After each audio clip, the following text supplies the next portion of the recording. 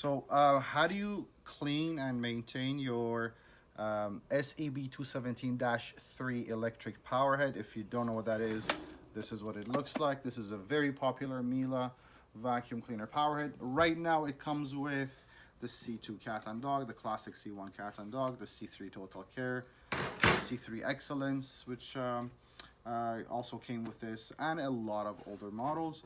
Every once in a while you need to maintain your power head. It's one of the easiest power heads in the world to clean and maintain, so let's get to it. These two screws, honestly you could use a screwdriver, or just so I show you how easy it is, you can use a coin, you can use a kitchen knife, whatever you got. They come out real easy. You don't need any tools for this. But you open this two screws, this face comes off. Now you have complete access to the brush roll and everything here. So all you have to do is take this out. This is where the belt is. You could easily pull this out as well. Separate the belt from the gear. These roller bearings is what we call them. They come off. Make sure they're clean. So that needs to be cleaned up. Take a knife or a scissor, whatever, remove all the hair here. Now, the one thing you will need to make sure of is there is a motor, is an electric motor in there. So absolutely under no circumstances should any water get in there. So if you need to use a damp cloth for here, this you could do whatever you want with it.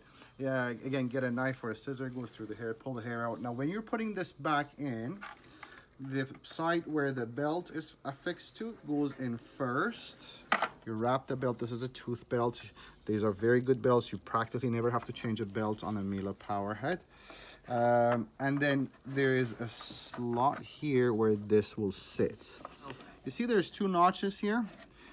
On this side as well, you have two notches, right?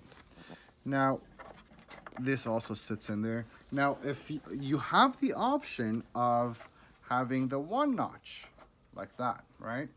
The one notch sits a little higher, so it's a little better for thicker carpets, but it really doesn't make a huge difference.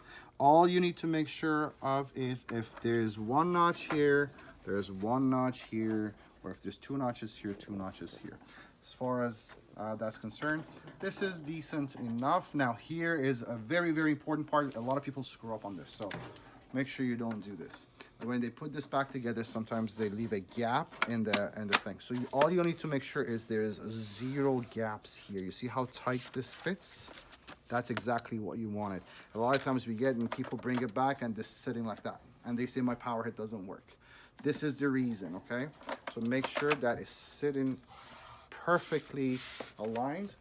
Use the same screwdriver or whatever, and that's all you have to do with maintaining your SEB 217-3. Now, one more thing before I go.